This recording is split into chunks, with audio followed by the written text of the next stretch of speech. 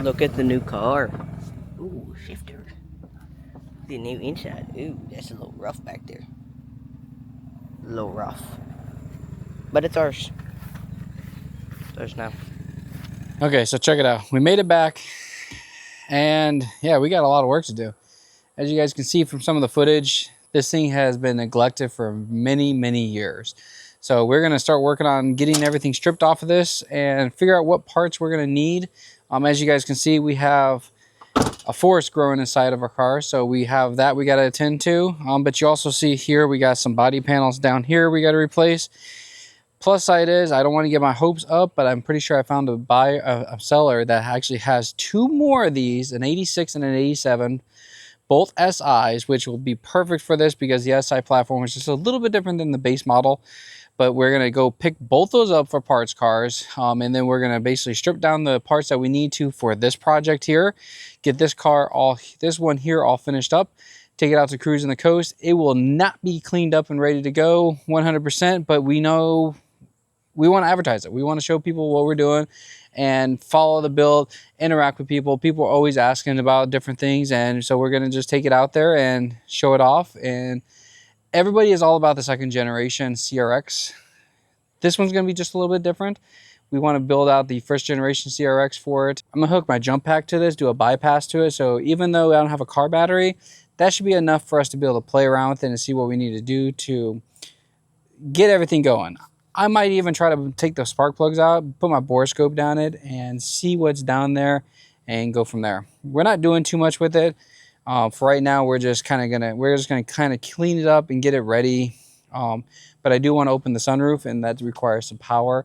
Once I get the sunroof open, that we'll be able to check to see how that looks and check it out. So we got it on the block and click that. Got power, as you guys can see here.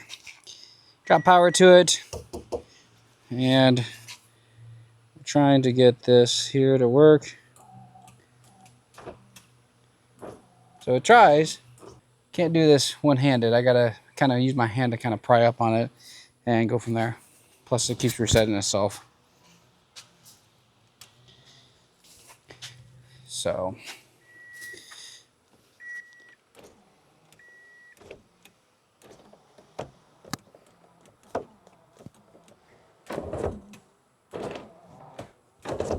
I'm going to use some of my MP Blast, MP Protect, which is from Amsoil. It's a metal protect, but it's also a lubricant too. So it helps kind of get everything moving again. And we're going to kind of get this moved back and forth a little bit, make sure the sunroof's good, and then check the drain holes on this and see if we can try to figure out if it's clogged up there or what's going on and why it's leaking. Because typically on these here, there's a little cavity down in here that holds the water. And as it rains, it catches, drains out the tube and goes out. Yes, these seals do go bad. We are going to be replacing that, but typically when it rains, it fills up those cavities when they're clogged, and then everything starts pouring out inside, causing all sorts of issues. It's pretty bad in here, so be generous when you guys are doing this. I'm going to soak this because, like I said, it's just going to get wet and stuff, so the more I work this, the better it's getting. Now, that cable's not supposed to be there.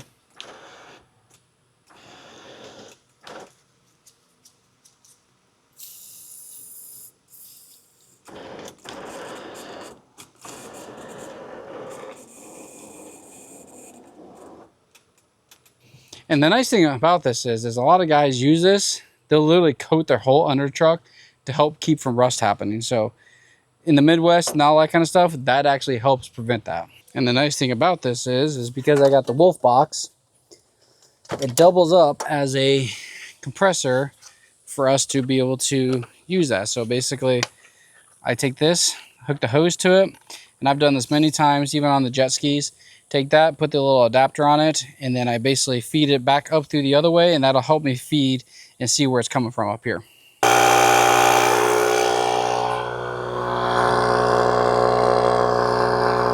Right down there.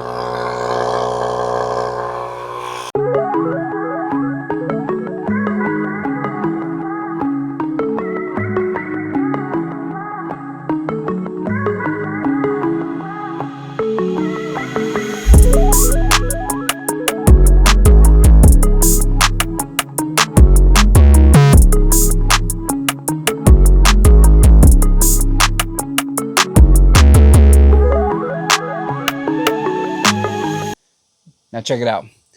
This is the stock stereo. Pretty cool, right? We're going to try to keep that same look because this is a 1987. It's basically a vintage car, antique car. This is what now is like what back in the day my dad and some other people felt like they felt the having a brain fart. The Chevy Novas, the Chevelles, Camaros, all that kind of stuff, the 1970s, all that stuff people were growing up with, those became very popular cars. Now it's the imports that people grew up on, and I grew up on these cars. I remember seeing these back in high school, and I loved them back then.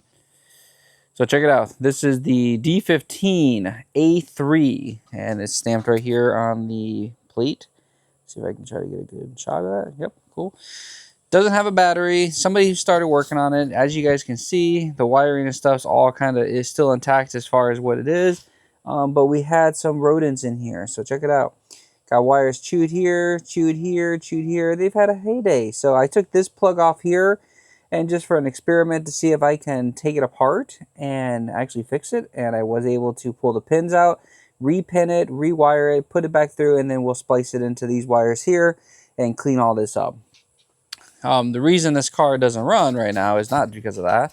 It is because of this. And check it out. We have an issue with our timing belt. So timing belt's pretty much shot. Yeah, that's going to be some stuff on it, but we're going to be working on getting the engine running. I'm pretty sure the fuel pump and the fuel tank need to be cleaned out really good. So we're going to go right up here to the fuel filter here. We're going to drop the fuel filter, clean it out really good, run some fuel and stuff through it, make sure everything's good on the actual fuel pump.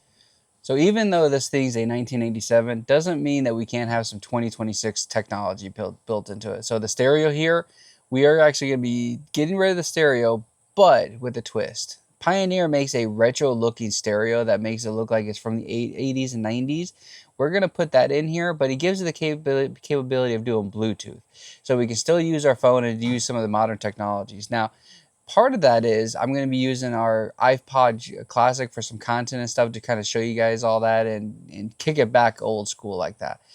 It is kind of nice having Bluetooth. It is kind of nice having some amenities, but we are going to be trying to keep it somewhat to the downloaded era and not streaming. So that's where we're going to be going with that. This thing's really cool because it's got manual windows, manual locks. This thing's cool. Retro feeling, manual mirrors. Check this out. It's even got manual mirrors where you use this to kind of move the mirror around and swap it all around. So basically we're going to change out the speakers and change the stereo to the Pioneer. It's even got the Quartz Citizen Japanese clock up there still. It still works too, but that's even nicer. So yeah, we're gonna get this all cleaned up and get this carpet all laid out and finish the interior up, since the interior doesn't need much work. And the seats, I don't know what we're gonna do with the seats yet. We might clean them up. I might actually, to give it the resto-mod look that I'm looking for, is I might put a set of Sparco racing seats from the 2000s into this thing, just because we are doing a Y2K build with this, but with a 87 resto-mod look to it. We have taken the louvers off, as you guys can see. We've taken those off. I do have them up for sale. I've had some controversy on people saying I should keep them and just hang them up in my garage, or I should, I don't know, use them for the car, but I don't think it's going to fit the build for what we want it for. So I do have them up for sale. I'm kind of undecisive as far as what we're going to do with them for right now. But yeah, this is basically the car. The nice thing about this too is when we got it, most of the time you don't see those still working. Now, there's a caveat to that. I did have to replace these struts here. I did have to change these to the new ones that we have on here. The old ones were pretty much shot. I didn't do any content on that. It's been super hot being out here in the southern Alabama heat, and we've been doing some of the work at night, and the camera quality for lighting is not that great. I will try to get some more footage, but we have everything broken down here to bins, and these bins here, I have some electrical and engine parts here, as well as all the smaller interior pieces here, and then I have some interior pieces here, and the rest of it is in our shed back there. We're still cleaning everything up back here. I'm trying to figure out the best organization for the garage area that we're using. But for right now, we eventually want to enclose all this up so that we can actually kind of air conditioning this so we have a little bit more comfort when we're working on this. But as you can see, SI. Now, story behind this is, check it out. That's the original plate to the car. Back in 1989, a doctor from Mississippi bought this car brand new. It is a one-owner car. It is documented as only one owner ever registering this in 1989. So that's what's really cool about this car is, even though it's probably changed hands a few times, documented it's one owner. And the guy I bought it off of, I don't know, some of the stuff's not adding up for the story, but I don't know. According to what I heard, he was a doctor up in Belmont, Mississippi, and this is the original plate for the car for when they had it registered. So we kept that. We're going to put that, and we're actually going to keep that to the car. As you guys can see here, this would make sense. Veterans Administration parking permits. So that if he was a VA doctor or something like that for the hospital up there, that would make a lot of sense. So pretty cool, right? That's the history of the car. Now with that, the one owner thing, we did have a problem where the title was lost. We are in the process of working on that. I actually have Alberta Police today coming, and they're going to do a VIN verification. And the nice thing about Alabama is anything older than 35 years, you don't need a title to register the car to be able to drive it. So we are going to get everything we needed for this, and we're going to be still working on trying to get the title for it and get it put into our name. So we will be the second owner of the car technically registered to this, which makes this really unique to us. And I think this is a really cool keepsake that we can kind of hang on to. And like I said, I've always wanted one of these for a while. So maybe we'll hang on to this one for quite some time, do a whole bunch of modifications to it, get the body going, because basically our render is going to be this. And this render here is going to show the whole front carbon fiber. We're doing away with the hood here. We're doing away with this. This is a metal hood, and when it's closed, it has this, let me flip you around. When it's closed, it has this like header piece that goes right across here. As you guys can see, the fender's gone on this side here. It's basically, when they built these, they built them with this like plastic, and over the years it's deteriorating. You see, like I barely pulled on that and it's breaking. So I found a whole bunch of fenders that I could just go buy that are OEM, but I'm worried that over time with this, with the heat and everything, somebody leans against the car, it's just going to crack. So why not go carbon fiber, which is a lot stronger, and change it out? And we have a whole bunch of more body panels down here. So these body panels here we have to change out. But for right now, we're trying to source them out.